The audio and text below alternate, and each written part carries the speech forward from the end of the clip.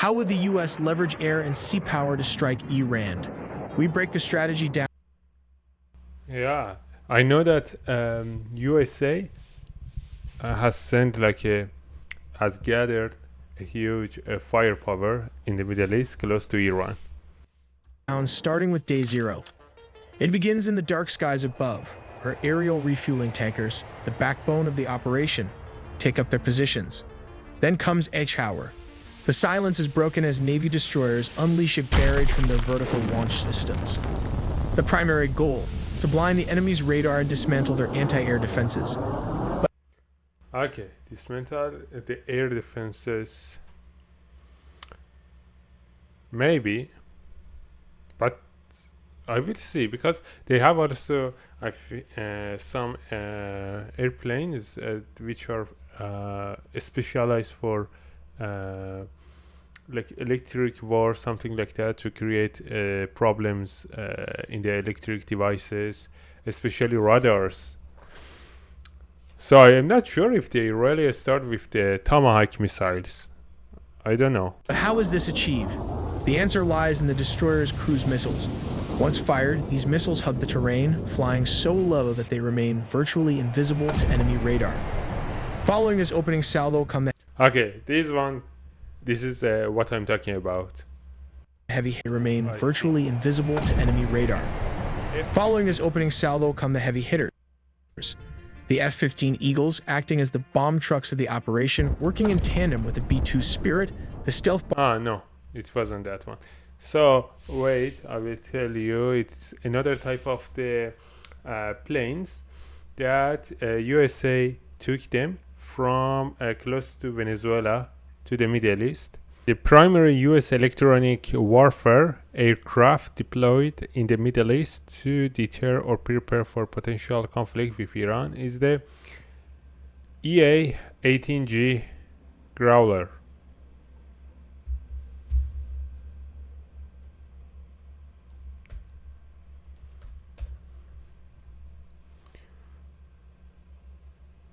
Yeah, this is this one. So I'm not sure what AI Tele is suggesting is that USA will start the war with Tomahawk, is the cruise missiles, and after that F-15E fighter jets and B-52. But I think the first step it will be electronic warfare.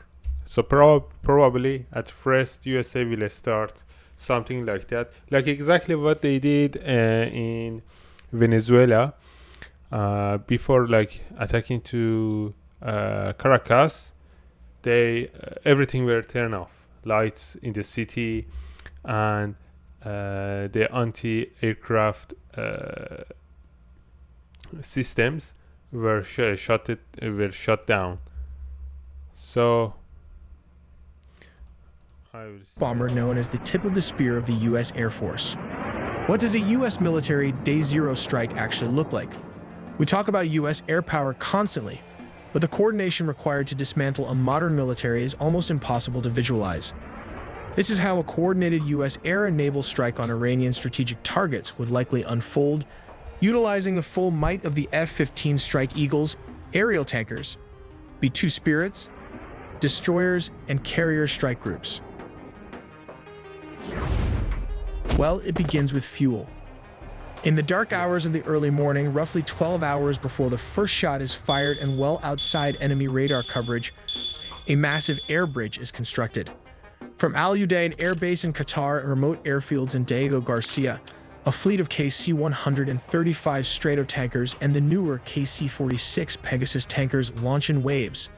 They climb to 30,000 feet, establishing specific orbit wow, 30,000 feet tracks over the Persian Gulf and the Red Sea. These flying gas stations are the lifeline of the entire war. They allow the tactical jets to trade fuel weight for weapon weight, launching with heavy munition loads knowing the tankers are waiting for them. Then comes H hour, kicking down the door. The attack begins not with manned aircraft, but with robotic precision from the sea. The goal is simple: blind the enemy's eyes, their radars, and silence their voice, their command and control. In the Persian Gulf and the Northern Arabian Sea, Arleigh Burke-class destroyers, ships like the USS Thomas Hudner, receive the launch order. The vertical launch system cells hiss open, and moments later, dozens of Tomahawk land attack missiles erupt from the decks.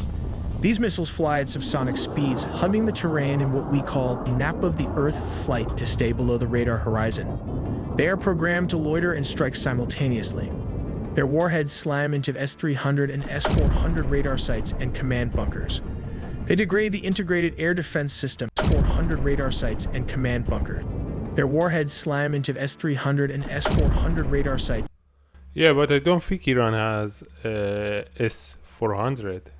But in the war with Israel in June, I think they lost S-300. This is an anti-missile system that was created by Russia. It's Russian, and I don't think they have any more S-300. And S-400 never was given to Iran. And command bunkers. They degrade the integrated air defense system, effectively carving out safe corridors for the pilots who are minutes behind them. 30 minutes past each hour, while the Tomahawks are still impacting, the silver bullets of the U.S. Air Force are already deep inside hostile airspace. These are the B-2 Spirit stealth bombers. To mitigate this, the U.S. has strategically positioned Allied air bases in Qatar, closer to Iran, and on Diego Garcia, a remote island in the Indian Ocean, roughly 2,300 miles away from Iranian territory. But why not station these multi-billion-dollar bombers in Qatar, which is much closer? The answer lies in Iran's formidable air defense capabilities. The country possesses Bavar 373 ballistic missiles and the highly advanced Russian S-300 missile system. No, Both S-300 was destroyed by Israel, so it's not true. And Bavar 373 is not high technology. It just they created something and they are naming it. I don't think it's anything useful in the war with USA. We are talking about the most powerful air force in the whole world and in the history, and it's not. I don't think this system can do anything. Capable of inflicting severe damage. Because Qatar is within striking range, Iranian forces could detect B-2 bombers taking off and potentially target them before they even leave the ground. To avoid this risk, the U.S. positions the bombers outside the reach of these missile systems. The longest-range Iranian missiles can travel about 1,800 miles or slightly more, but Diego Garcia sits well beyond that threshold. By redeploying... Alright, where is Diego Garcia?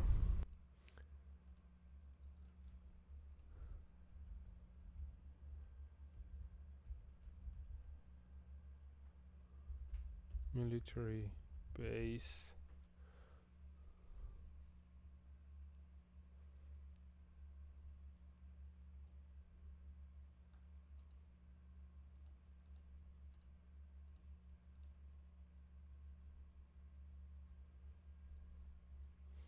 So it's there.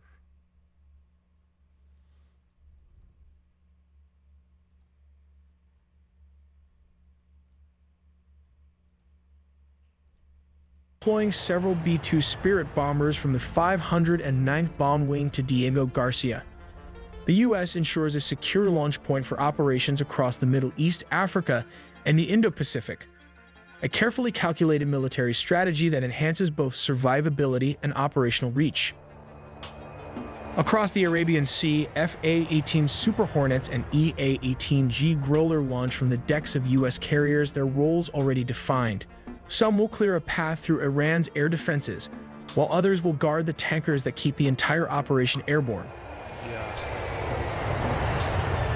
The KC-135 Stratotankers, laden with fuel, loiter in friendly airspace over Saudi Arabia, but crews aware that their unglamorous task could mean the difference between triumph and catastrophe. As the B-2s lift off, their jagged silhouettes blend into the night sky. Stealth is I don't know really how it will work because many countries in the Middle East they say that USA cannot use their air space for attacking to Iran. So I don't know if they are really passing there, or maybe they said diplomatically they said in media, but behind that they will let USA to use their airspace. I don't know. unglamorous task could mean the difference between triumph and catastrophe. As the B-2s lift off, their jagged silhouettes blend into the night sky. Stealth is their shield, but distance is their enemy. Hours into the flight, they rendezvous with tankers flying over the canal, gulping fuel midair as F-A-18s circle protectively. The growlers emit a cacophony of electronic noise masking the strike group's movements. Meanwhile, in underground command centers, U.S. analysts watch real-time feeds. Wow, okay, interesting. They create the noises. Yeah, that's a good strategy. Ready to redirect forces if Iran's radars flicker to life. Men over 60 should not be running, lifting, or crunching. There's a smarter way. Crossing into Iranian airspace is no easy task.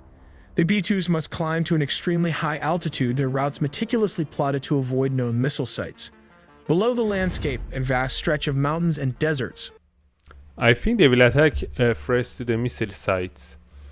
And they try as much as they can to destroy the launchers and the missiles warehouses, like they are mainly inside the mountains. So I think they create a huge attack. They try to destroy it as much as possible, and after that they will use the B2 sprite. Offers little cover, but the bomber's radar-absorbing skin helps them slip past enemy detection. As the targets come within range, the crews face a critical decision. Launch standoff missiles from hundreds of miles away or descend to drop bunker-busting bombs directly onto fortified sites. There are different bunker buster bombs of different caliber, but what sets it apart from the rest is this GBU-57, which is typically delivered by the B-2 Spirit stealth bomber. Due to the bomb's large size and weight, the aircraft can carry only 2 of these weapons in its bomb bay compartments. While it lacks thrusters, the weapon is equipped with 4 active lattice fins and a precision guidance system that enables it to glide accurately to its target using military-grade GPS. Constructed from a specially designed high-performance steel alloy, using its weight when falling under gravity to penetrate or dig itself up to 200 feet of underground soil or concrete. 1 hour. Yeah, and this one, this is the missiles, and wait, what was the name? Past 800 feet of underground soil or falling under gravity to penetrate specially designed high-performance steel military guns and a precision. While it lacks thrusters, the weapon is equipped with fins in it. Due to the bomb's large size and weight, the aircraft can carry only 2 of these weapons in its bomb bay compartments. While it lacks thrusters, the weapon is equipped with 4 active lattice fins and a precision guidance system that enables it to glide accurately to its target using military-grade GPS. Constructed from a specially designed high-performance steel alloy, using its weight when falling under gravity to penetrate or dig itself up to 200 feet of underground soil or concrete. 1 hour past. So what was its name? There are different bunker buster bombs of different. Okay, GBU 57. Okay, the bunker buster GBU 57 is the one that USA use it for destroying the nuclear plants, especially in Fordo. They said that they created this bomb specifically for that, for Fordo sites, because it was inside the mountain, 50 meters under the mountains. So it was pretty difficult to destroy it, It was basically two ways, whether they use a tactical nuclear weapon or this one. Different caliber, but what sets it apart from the rest is this GBU-57, which is typically delivered by the B-2 Spirit stealth Yeah. underground soil or concrete. 1 hour past H-hour. With the air defense network fractured by Tomahawk cruise missiles, usually fired from destroyers hundreds of miles away, the path is now clear. Now comes the strategic sites like nuclear bunkers, which can be bombed by B-2's Spirit, the tip of the spear. Launching from bases in Jordan and the UAE, squadrons of F-15E Strike Eagles roar into the theater. These are the bomb trucks of the operation. Each F-15 is heavily laden with GDAMs and small-diameter bombs. Interestingly, it can carry up to 19 GDAMs or 28 small-diameter weapons. While the B-2s hit the deep bunkers, the F-15s hunt the mobile targets.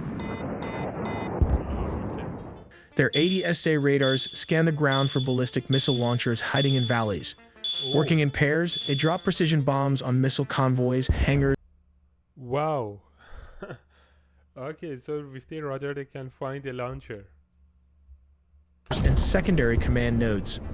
Once they are Winchester, out of ammo, or low on fuel, they don't go home yet. They connect to this tanker common launch tube that fits into almost any aircraft's existing fuel hatch.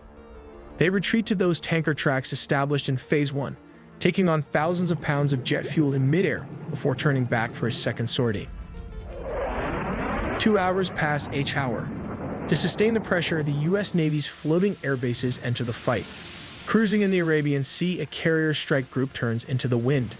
Steam and electromagnetic catapults begin launching aircraft every 30 seconds.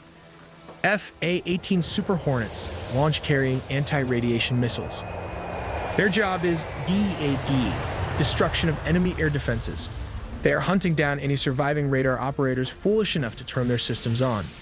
Meanwhile, F-35C Lightning push forward to gather intelligence and strike high-threat targets that the older jets cannot reach. Orbiting far behind them are the E-2D Hawkeyes, the quarterbacks in the sky, managing the massive traffic of hundreds of U.S. jets. By sunrise, the first wave is over. The eyes of the enemy air defense have been blinded by Tomahawks. The heart of the nuclear program has been crushed by B-2s, and the limbs of the missile forces have been severed by F-15 and carrier aircraft. Either way, the mission doesn't end there. Iran's air defenses remain a formidable threat. MiG-29 and aging F-14. This is not any threat. This is ridiculous. MiG-29 and F-14, they are very old. And I think like F-14, many of them were destroyed by Israel in June.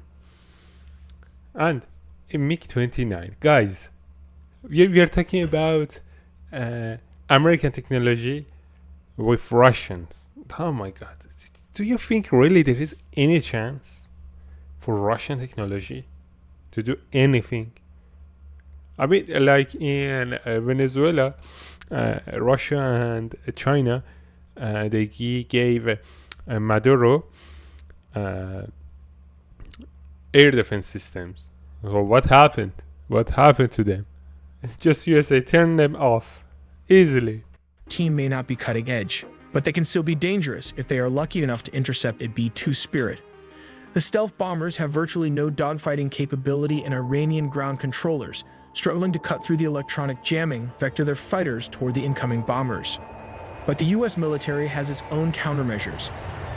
E-18 Growler, flooding Iranian frequencies with static to disrupt communications and targeting systems. Confusion spreads, making it harder for enemy pilots to coordinate. If Iranian fighter jets manage to get close, the F-A-18s are waiting. Guided by airborne warning and control system aircraft orbiting safely offshore, they engage with long-range missiles, forcing Iranian pilots to either break off or face certain destruction. And we are talking about, guys, we are imagining that in the first phase of the war, the US Army, they don't target really these airplanes, because I believe that in the first phase they will try to destroy it as much as possible. They don't have any limits for just launchers and missiles or air defense. They will also attack to the they will try to destroy the remaining Air Force, Iranian Air Force. B-2s will now be racing westward to avoid Iranian air defense system. Behind them, the sky churns with chaos. SAM sites reactivated in desperation unleash salvos that spiral harmlessly into empty air, duped by decoys. Growlers continue their electronic siege, while reserve F-18s surge forward to reinforce the retreat. Over Iraq, the bombers meet tankers again, gulping fuel as F-22 Raptors join the escort, their sensors scanning for threats the Iranians might yet muster. Let's take a look at how this works. Step 1. The bomb deployment platform. As previously mentioned, a B-2 stealth bomber flies at a very high altitude. When the aircraft reaches the designated location and the conditions are optimal, it releases the weapon. The bomb is designed for precision, and the deployment height plays a crucial role in its trajectory and effectiveness. Then Step 2 comes the targeting precision. The bomb is outfitted with advanced guidance technology, including GPS and inertial navigation systems, which are military-grade satellites. Yeah, USA spend around close to $1 trillion yearly. So yeah, this is the difference. This is the difference. Then comes Step 3, that is adjusting the trajectory. The guidance information and data is then transmitted to the bomb's 4-lattice motors fins located at the rear. Wow. These fins can move and adjust in real time, allowing the bomb to correct its course as it descends under the force of gravity. These adjustments are essential because the weapon does not have thrusters to change its trajectory. Instead, it relies on the movement of these fins and a high-altitude drop to control its flight path. This is why the bomb must be deployed from a very high altitude so it has enough time and distance to adjust its trajectory accurately. Here comes the most difficult part, that is Step 4, impact and penetration. The bomb, known as the Massive Ordnance Penetrator, weighs approximately 30,000 pounds, which is around 14,000 kilograms. When it reaches its target, it strikes with immense force, designed to penetrate deep into hardened structures, such as bunkers. The energy upon impact allows the bomb to bury itself over 200 feet into reinforced concrete, ensuring it delivers its payload. And this is why that they might use it to target the military seniors, commanders, and maybe the political leaders and the supreme leader.